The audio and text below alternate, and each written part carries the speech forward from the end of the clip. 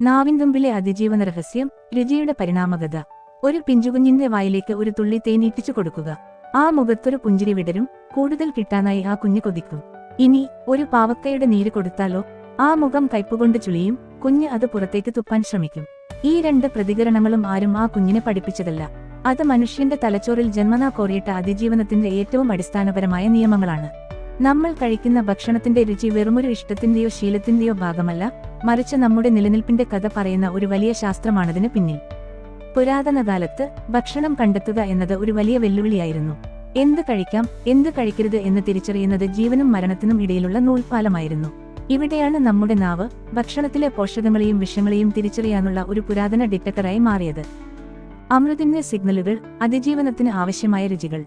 നമ്മുടെ ശരീരം ശരിയായി പ്രവർത്തിക്കാൻ ആവശ്യമായ പോഷകങ്ങൾ അടങ്ങിയ ഭക്ഷണങ്ങളോട് ഒരു പ്രത്യേക ഇഷ്ടം തോന്നുന്ന രീതിയിലാണ് നമ്മുടെ തലച്ചോറ് രൂപപ്പെട്ടു വന്നിരിക്കുന്നത്. 1. മധുരം, ഊർജത്തിന്റെ സിഗ്നൽ. പഴുത്ത പഴങ്ങളിലെയും തേനിന്റെയും മധുരം തിരിച്ചറിയാനുള്ള കഴിവ് നമ്മുടെ പൂർവികർക്ക് ഒരു അനുഗ്രഹമായിരുന്നു.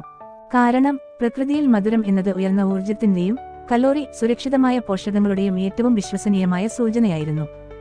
മധുരമുള്ള ഭക്ഷണം കഴിക്കുമ്പോൾ നമ്മുടെ തലച്ചോറിലെ ആനന്ദകേന്ദ്രങ്ങൾ, പ്ലഷർ സെന്റേഴ്സ് ഉത്തേജിക്കപ്പെടുകയും സന്തോഷം നൽകുന്ന ഡോപാമിൻ പോലുള്ള രാസവസ്തുക്കൾ പുറത്തുവിടുകയും ചെയ്യും. ഇത് കൂടുതൽ ഊർജം നേടാനും ആ ഭക്ഷണം വീണ്ടും തേടിപ്പോകാനും അവരെ പ്രേരിപ്പിച്ചു. ലളിതമായി പറഞ്ഞാൽ, മധുരം ഇഷ്ടപ്പെടുന്നവർക്ക് കൂടുതൽ ഊർജം ലഭിച്ചു, അവർ കൂടുതൽ ആരോഗ്യത്തോടെ അതിജീവിച്ചു. അങ്ങനെ ആ ജീനുകൾ അടുത്ത തലമുറകളിലേക്ക് കൈമാറ്റം ചെയ്യപ്പെട്ടു.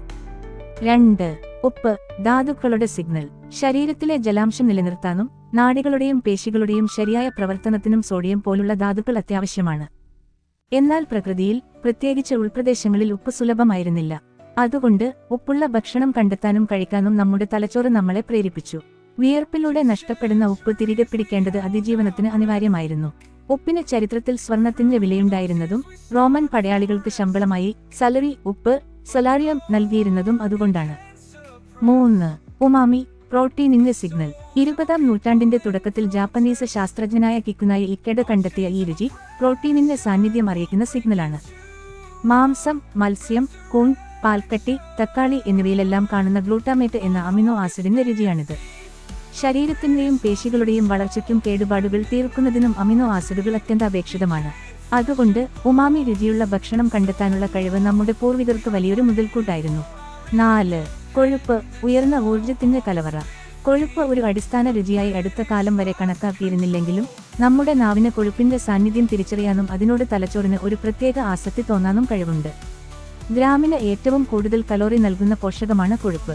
ക്ഷാമകാലത്തെ അതിജീവിക്കാൻ കിട്ടുമ്പോൾ പരമാവധി കൊഴുപ്പുള്ള ഭക്ഷണം കഴിക്കുന്നത് നമ്മുടെ പൂർവികർക്ക് അനിവാര്യമായിരുന്നു. അപായമണി, ജീവൻ രക്ഷിച്ച വെറുപ്പുകൾ. പോഷകങ്ങളെ കണ്ടെത്താൻ സഹായിച്ചതുപോലെ അപകടകാരികളായ വസ്തുക്കളെ ഒഴിവാക്കാനും നമ്മുടെ നാവ് ഒരു കാവൽക്കാരനായി പ്രവർത്തിച്ചു. 1. കയ്പ്, വിഷത്തിന്റെ സിഗ്നൽ. ഇതാണ് നമ്മുടെ ഏറ്റവും പ്രധാനപ്പെട്ട പ്രതിരോധ രുചി. പ്രകൃതിയിലെ ആയിരക്കണക്കിന് വിഷച്ചെടികളിലെ ആൽക്കലോയിഡുകൾക്ക് കയ്പ് രുചിയാണുണ്ടായിരുന്നത്. അതുകൊണ്ട് കയ്പിനോട് ജന്മനാ വെറുപ്പുള്ള ആളുകൾ വിഷമുള്ള ചെടികൾ കഴിക്കാതെ രക്ഷപ്പെട്ടു. ഇതിന്റെ പ്രാധാന്യം എത്രത്തോളമുണ്ടെന്നാൽ, മനുഷ്യന്റെ നാവിന് മധുരം തിരിച്ചറിയാൻ 1-2 തരം റിസപ്റ്ററുകൾ മാത്രമുള്ളപ്പോൾ കയ്പ് തിരിച്ചറിയാൻ 25-ൽ-അധികം റിസപ്റ്ററുകളുണ്ട്. കാരണം നമ്മൾ ഒഴിവാക്കേണ്ട വിഷങ്ങളുടെ എണ്ണം വളരെ കൂടുതലായിരുന്നു. എന്നാൽ പിന്നീട് കാപ്പി, ചായ, കൈബക്ക തുടങ്ങിയ കയ്പുള്ള ഭക്ഷണങ്ങൾ അപകടകരമല്ലെന്ന് നാം അനുഭവത്തിലൂടെ പഠിച്ചു. ഇങ്ങനെ ജന്മനായുള്ള വെറുപ്പിനെ മറികടന്ന് ഒരു രുചി ഇഷ്ടപ്പെടുന്നതിനെയാണ് അക്വയർഡ് ടേസ്റ്റ് എന്ന് പറയുന്നത്. 2. പുളി, കേടുവന്നതിന്റെ സിഗ്നൽ. പുളി രുചി സാധാരണയായി അസിഡിറ്റിയുടെ സൂചനയാണ് നൽകുന്നത്. ഇത് 2 കാര്യങ്ങളെ അറിയിക്കാം. 1. പഴങ്ങൾ പഴുത്തിട്ടില്ല, അവ കഴിച്ചാൽ ദഹന പ്രശ്നങ്ങളുണ്ടാകാം.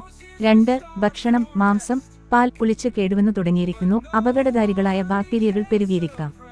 ഈ 2 അവസരങ്ങളിലും ആ ഭക്ഷണം കഴിക്കുന്നത് ദോഷകരമാണ്. അതുകൊണ്ട് പുളി രുചിയോടുള്ള ഒരു അകൽച്ച അപകടങ്ങളെ ഒഴിവാക്കാൻ സഹായിക്കുന്ന ഒരു മുന്നറിയിപ്പ് സംവിധാനമായിരുന്നു.